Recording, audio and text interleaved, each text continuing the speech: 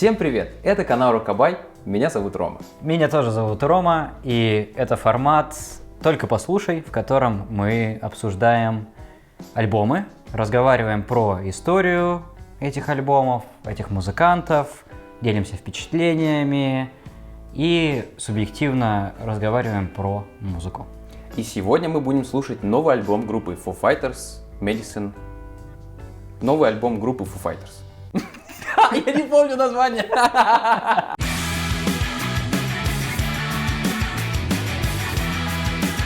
Очень быстрая вставка. Так вышло, что видео у нас получилось слишком большим, и мы разбили его на две части. В этой первой мы говорим про историю группы Foo Fighters, а во второй уже слушаем и обсуждаем альбом Medicine at Midnight.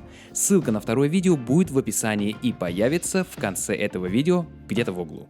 А ты много знаешь про Foo Fighters? Вот честно тебе скажу, до какого-то момента я знал не очень много, потому что они всегда были рядом, особенно когда я начинал слушать, когда в школе я решил, что я хочу слушать постгранж, почему-то. Ты сознательно принял такое решение? Да. Ну, то есть я услышал группу Nickelback, я услышал группу Three Doors Down, я услышал группу Three Days Grace и что-то еще, и подумал, надо поизучать жанр. В итоге я нашел 101 абсолютно одинаковую группу, даже с одинаковыми голосами, но в какой-то момент я открыл Википедию, решил прочитать про сам жанр и увидел, что создателями жанра считаются Foo Fighters. Я подумал, как интересно все-таки, а почему именно Foo Fighters? Почему из всех этих групп Foo Fighters самые непохожие, наверное, на все остальное? То есть у них есть несколько песен, может быть, которые в формате радио, что, наверное, является вот этим определением постгранжа, что это как будто рок, но при этом популярный, при этом который можно слушать, типа всем, в Америке в особенности. А пост к любому жанру прибавляешь, и получается то, что можно на радио пускать? Нет, ну с постпанком, кажется, так не работает.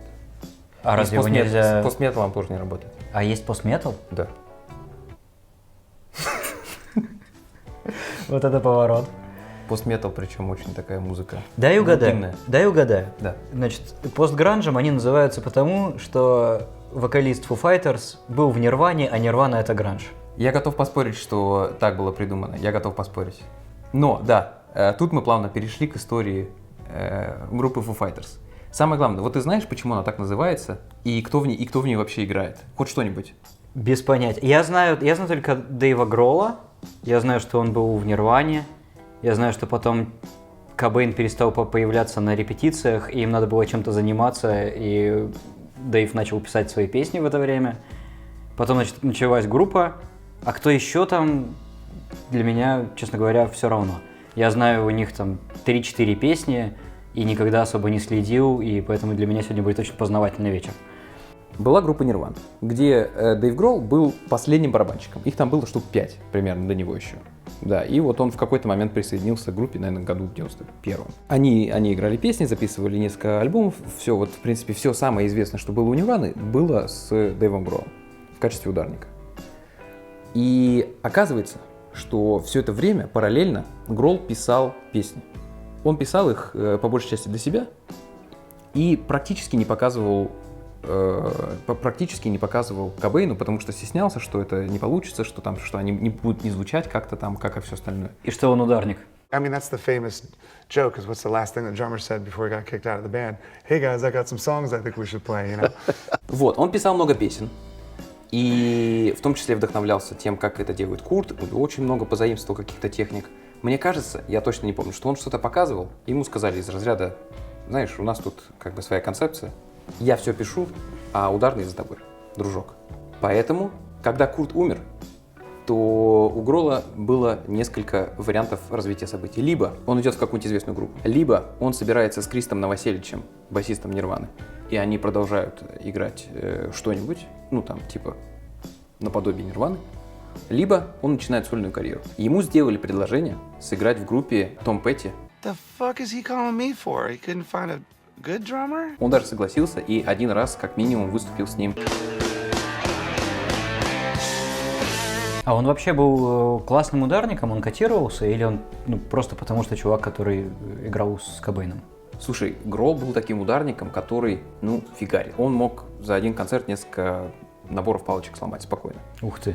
И он типа супер безбашенный. Он довольно техничный. Я не знаю, ну, то есть я не помню, не очень я много слушал каких-нибудь там концертов Нирваны, но то, что я сейчас смотрю, как он выступает с другими группами, он абсолютно точно чувак, понимающий. Ну, типа, у него очень хорошая какая-то вот чуйка ударника. Он очень интересные партии пишет. Они очень красивые.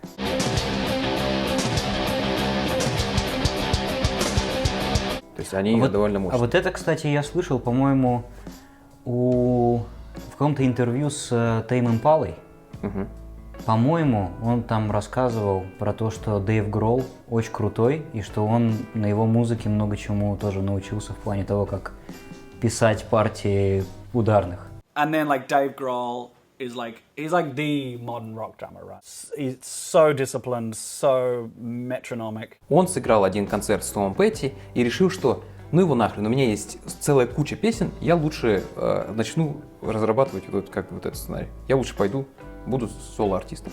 Но он точно не хотел быть кем-то типа там чуваком из Нирваны и не хотел светить свое имя, поэтому он решил придумать, что как будто здесь есть группа, пошел на студию, там за какие-то несколько дней записал все песни и решил так, ладно, надо какое-нибудь название дать, ну какое-нибудь там, по приколу. И решил дать название Foo Fighters.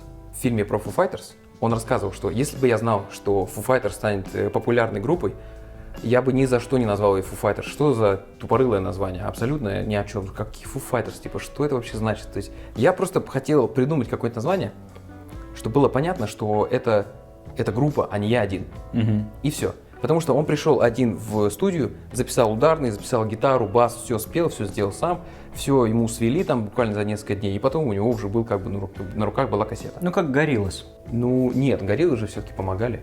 А Дэйв Гроул, он вообще все сам сделал. Вообще все сам сделал. Как Nine Inch Nails. Да, как Nine Inch Nails. И тоже во множественном числе названия.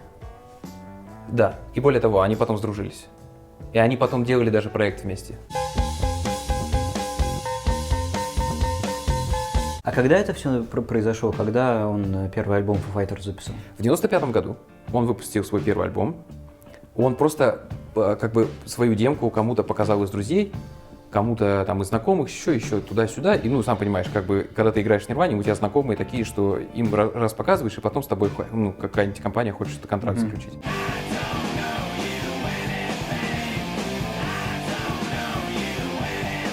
Они такие, все, надо тебя подписывать, будем выпускать этот альбом. Альбом начал как-то хорошо лететь. Ему говорят, надо выступать.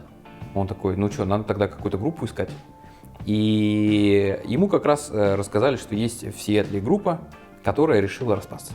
Была группа, которая называлась Sunny Day Real Estate. Эта группа распадалась, она буквально вот играла свой последний концерт, и про нее узнал Гролл. Он такой, пойду посмотрю на эту группу. Он приходит, они говорят, это наш последний концерт, мы типа больше не хотим заниматься музыкой, это все сильно муторно, у нас ничего не получается, а на них как раз только люди начали ходить. Прям толпы начали собираться. И Гролл посмотрел на концерт, типа, блин, вообще офигенно играют, все и тоже из Сиэтла, как бы все из нашей тусовки, 95-й год на дворе. Он говорит, чуваки, а что, вы прям совсем все? Ну да, типа, у нас что-то не прет, мы еще разосрались там друг с другом. Он такой, мне так понравилась ваша ритм-секция, вот типа басист с ударником прям очень круто вместе работают. Он такой, так, а можно я их заберу себе, типа, вот, ну, вместе будем делать. И хочет взять еще одного гитариста, и ты не поверишь, но когда Нирвана уже в 94 году заканчивала свое существование, скажем так, то там было два гитариста. Там был Курт Кобейн, и вторым гитаристом был Пэт Смир. То есть он ездил с ними и усилял их звук. То есть, как бы, может быть, он не принимал участие на записи альбомов. А он на Unplugged не играл? Он играл.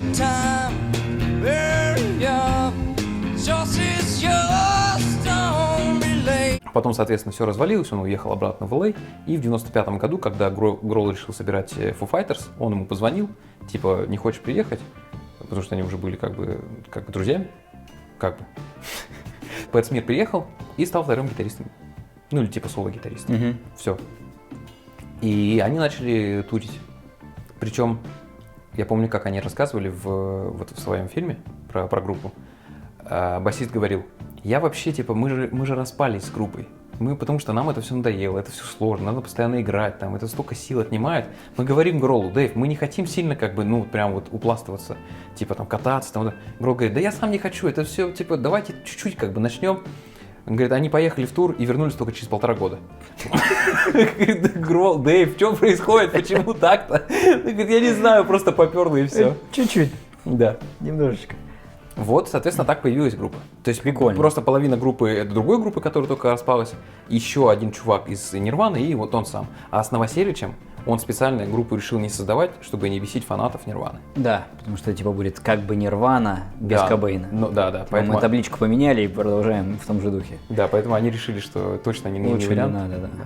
Но хейта все равно было просто 1000, просто все, на всех концертах все постоянно просили его спеть какие-нибудь песни Нирваны. Либо они знают, что есть пару песен, которые вот он написал, на последнем альбоме точно есть как минимум одна песня, где-то тут будет название. Тут где-нибудь появится.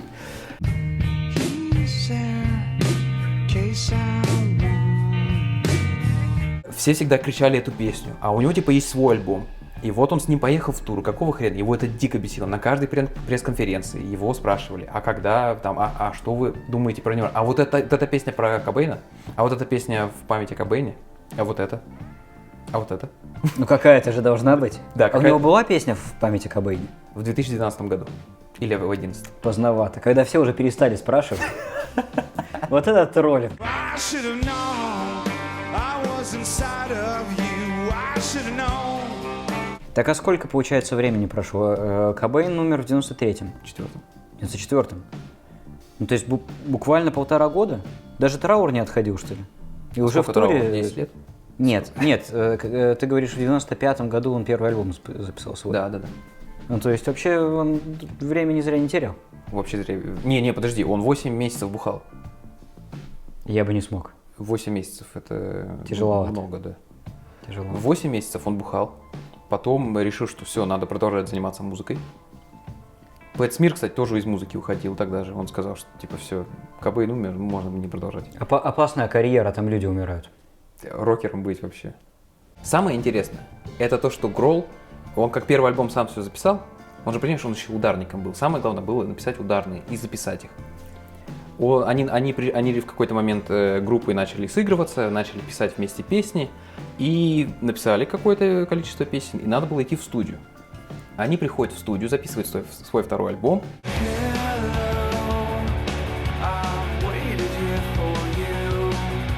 Все записывают, и потом начинают это все сводить, это все слушает Гролл, и в какой-то момент говорит, ну, это не ударно, это говно. Ну, типа, так абсолютно, это так не делается.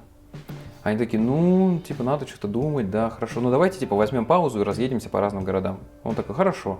Проходит там какое-то время, они возвращаются, да. А Дэйв уже все написал. А Дэйв уже все переписал. Он просто переписал там всю ударку.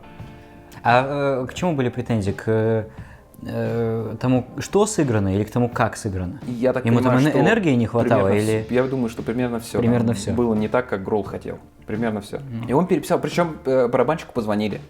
И ему сказали, такая ситуация, мы тут типа немножко переписываем. Пару песен Гролл переписал. Чувак приезжает, начинает слушать и типа, а переписано же вообще все. А они такие, чувак, я не знал, как тебе сказать. Ну, типа, очень отстойно на альбоме все сыграно. А на концертах он, значит, должен продолжать. Да, он причем так и говорил, типа, оставайся в группе. Тут мне очень нравится, как ты на концертах себя ведешь, как ты играешь, типа, все здорово, подача. Придумываешь не очень. Ну, обидно, и конечно, звучит. Чувак, конечно, сразу сказал, все, я, типа, сорян, я не могу остаться в группе. И чувак ушел. Барабанщик. Вот, я как раз про это хотел спросить. Вот этот вот изначальный состав, он до наших дней дожил в том же виде? Или это как бы сольный проект Дэйва Гролла, и вокруг него сквозь года менялись музыканты? Это, по большей части, это все-таки была группа. То есть там какие-то люди уходили, приходили, но они всегда через боль уходили. Не так, что типа я найду еще там 5 барабанщиков, я найду еще 5 там кого-нибудь, гитаристов, басистов. Нет. То есть басист, мне кажется, насколько я помню, он как был, вот тот первый, он так и остался. Причем он тоже хотел уходить. Он даже году в 99-м ему позвонил Гроллу и сказал, я тоже ухожу. Гролл напил, сказал, ну ладно, типа, потом расскажу только зачем напился. На следующее утро басист звонит и говорит, знаешь, я что-то, наверное, я ошибся, все-таки я не ухожу. И Гролл опять напился и сказал: господи, как хорошо, что ты не уходишь. Где-то в 98-м, наверное, году, как раз, или в 7-м, когда тот барабанщик ушел, нужно было найти другого, потому что Гролл не мог как бы и на гитаре петь, и на барабанах играть, во всяком случае, на концерте. Поэтому они связались с Тейлором Хоукинсом. Они связались со своим корешем, с барабанщиком Тейлором Хоукинсом. Он был барабанщиком у Морисет. Окей. Аланис Морисет — это вообще вокалистка. На тот момент, причем, довольно популярная в конце 90-х. Мне вообще ни о чем не говорит. Сейчас тоже ни о чем. То есть Foo Fighters, понятно, кто такие. Кто такая Аланис Морисет, тоже мне непонятно. Но тогда она была популярнее, чем Foo Fighters. It's like rain on your wedding day. При том, что Foo Fighters было там 2 альбома, вот она была популярнее. Он был у нее барабанщиком. Они ему позвонили. Они такие: Тейлор, нам нужен барабанщик, вот примерно как ты. Ну, типа, нам прям нравится твоя энергетика. Вот у тебя есть какие-нибудь кореша, как ты? Он говорит: а давайте я приду. Мне тоже нравится ваша энергетика. Они говорят: мы-то, ну, понимаешь, мы-то не Морисет, мы-то не вот это вот все. То есть у нас нет такой популярности, мы выступаем по клубам, у нас вообще ничего. Он говорит: да, ну, вообще нормально, типа, ничего страшного. Все, он пришел, и Гролл в нем вот нашел чувака, с которым они смогли договориться. Ну и что, и он остался И он надолго? до сих пор, да, до сих пор. Ну, то есть он как пришел в конце 90-х, они так до сих пор с ним дружат. И более того, этот чувак умеет петь, Ага. и они такие штуки выворачивают на сцене. То есть он иногда поет что-нибудь из-за ударных, какой-нибудь там бэк-вокал на себя берет. А иногда бывает такое, что он говорит, типа: Гролл, иди за барабаны, а я попою там, и гитару мне оставь. Либо не оставляй гитару. Dave, come on, play drums. Он выходит, соответственно, петь, Гролл уходит назад играть, и у них получается такой вот обмен.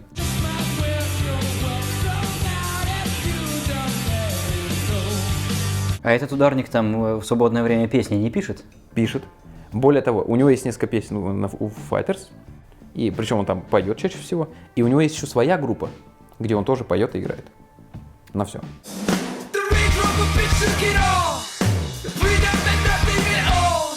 А на концертах той группы, наверное, просят сыграть песни Foo Fighters.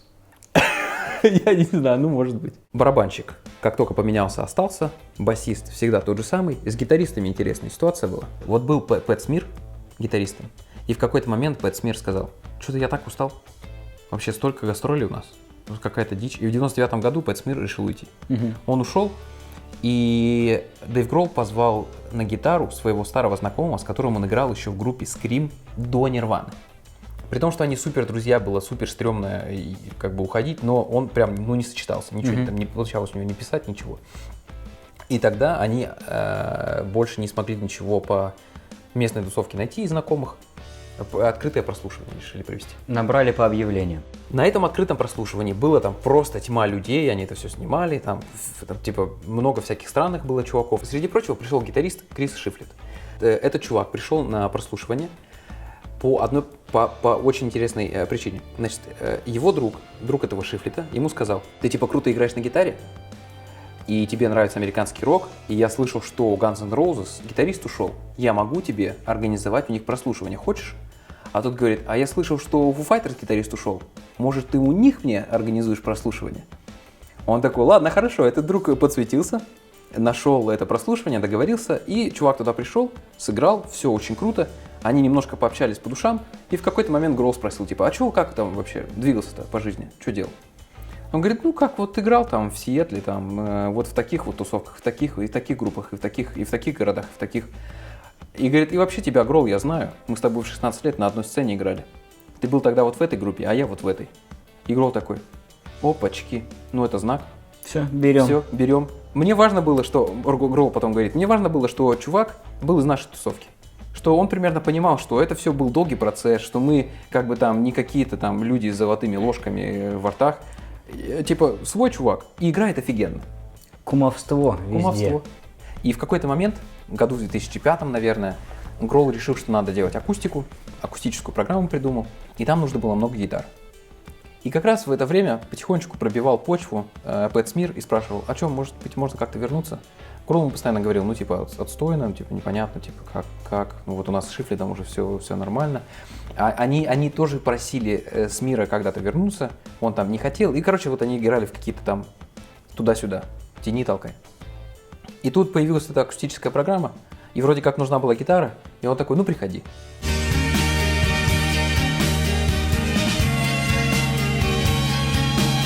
Вот с тех пор у них больше, насколько я знаю, ничего не менялось. Разве что появился еще, наверное, клавиш. Подожди, так у них осталось, получается, 3 гитариста. 3 гитариста, включая Грола. Ага, ну, Грол просто ритм. Ну да. А те выкрутасы всякие делают.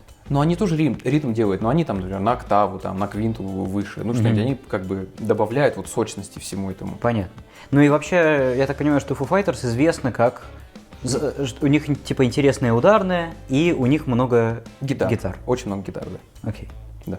Для меня просто, так как я очень мало знаю, для меня яркое воспоминание про Foo Fighters — это клип на Pretender. Да.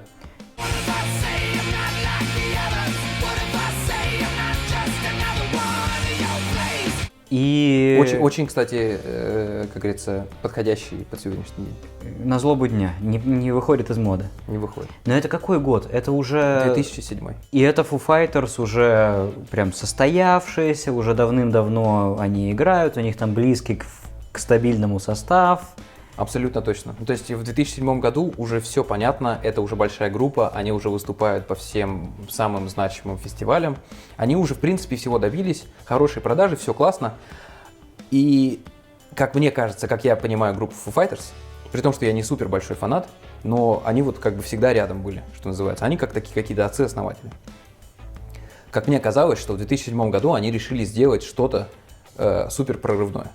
Типа на какой-то следующий шажок уйти. У них самый главный альбом до этого был, кажется, 2002 года, One by One, который они переписали за 10 дней, на который они потратили $1 миллион. Он им не понравился, группа чуть не распалась, Грол ушел играть ударником в Queens of the Stone Age, они опять вернулись, поговорили с Хокинсом. Хокинс сказал, давай еще раз попробуем. Они за 10 дней в гараже Грола полностью перезаписали, свели за $100 весь альбом. И таким выпустили. И этот альбом стал там типа платиновым, там супер хиты.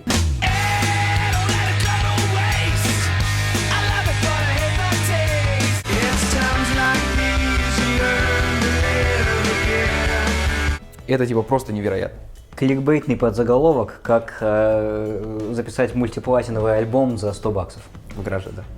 Но только для этого надо будет очень много всего посраться. И сначала несколько миллионов потратить. И вот вышел вот этот вот Echoes, Silence и что-то там еще, так оно называется.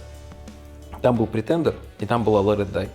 И это две песни, которые просто, мне кажется, вообще для меня открыли Foo Fighters и типа показали, что да, чуваки что-то умеют. И у них еще есть какой-то культурный такой бэкграунд, который они, как бы, вот, которым они делятся со всеми. Начиная с того, что Pretender начинается очень похоже на Starway to Heaven. Очень. Она начинается так, типа...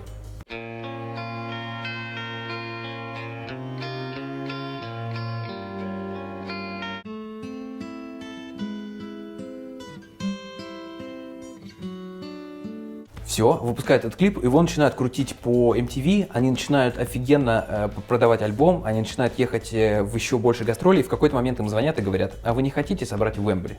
Они говорят, группа, конечно, популярная, но не настолько, чтобы можно было прямо сейчас собрать. Они говорят, не переживайте, у вас новый альбом слишком хороший, мы попробуем. Они за полгода начинают продавать билеты, ну, точнее, они соглашаются, начинают продавать билеты и sold out.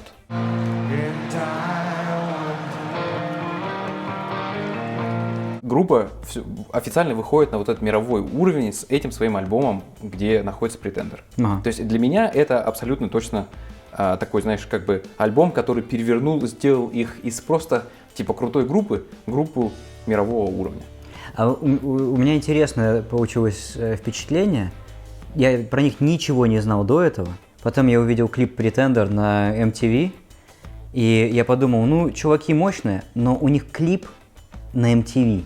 Ну, то есть это попса, и слушать это дальше смысла нет особого.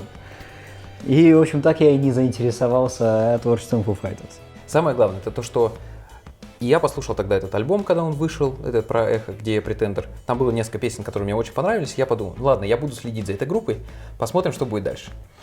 И следующий альбом, который вышел в 2011 году, он назывался Wasting Light. Я такой думаю, ладно, я послушаю его. Ну, как бы понятно, что там две песни будет. Ну, примерно у меня уже сложилось такое впечатление о Foo Fighters. То есть они могут, как бы, но на две песни они могут. Я его слушаю, и он весь офигенный.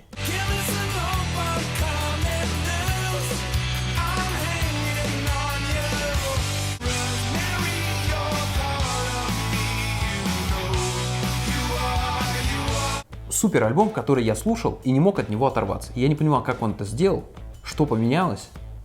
Как, если верить самому Гролу, то секрет был в том, что они ушли из студии и решили весь альбом записать у него в гараже. Вот они полностью в гараже все оборудовали и там все записали. Причем такие еще милые кадры. То есть это же у него в дома, а у него там 2 дочки, жена. И дочки в какой-то... Он сидит, записывает партию. Дочка приходит. Батя, ты говорил, что мы поплавать сходим. Когда мы будем плавать? Он говорит, я записываю, я не могу прямо сейчас тебе ответить. Подожди, мне нужно, типа, подожди. Ну, пойдем, ты потом запишешь, пойдем поплаваем. Это вот так вот мы работаем из дома теперь.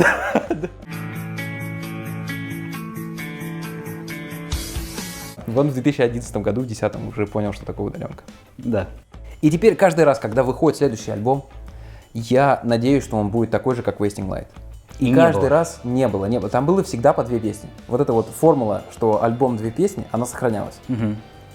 Такого, чтобы он вернулся и сделал все песни классными и разнообразными, не было еще ни То разу. есть Каждый- вот там было прям произведение искусства. На мой взгляд, да. Я не уверен, что все фанаты любят этот альбом. То есть мне кажется, что это только я такой, который любит этот альбом. Но я жду, когда будет возвращение к этому. А стиль у них какой-то стабильный. То есть, ну, например, AC/DC, любой альбом включаешь, он звучит как AC/DC.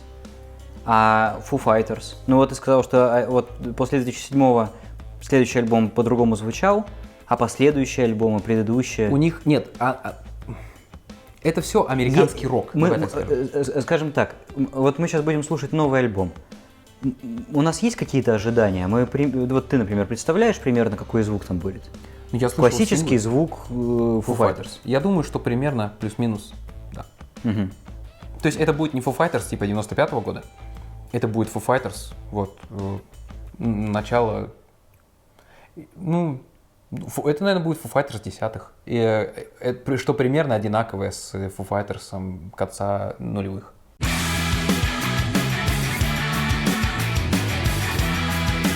Приходите в комментарии, мы там будем следить. Давайте поговорим. Давайте поговорим про любые про- альбомы Foo Fighters. Вообще, в принципе, нам Вообще пишите. про любую музыку. Про любовь. Просто пишите нам. Пишите. Пишите. Мы прочитаем. Да. И на этом все. Меня зовут Рома. Меня тоже зовут Рома. И это канал Рокабай. Всем пока. Подожди, подписывайтесь, ставьте лайки. Нет, не уходите, нет, подпишитесь. Все, ладно, всем пока. Пока-пока-пока.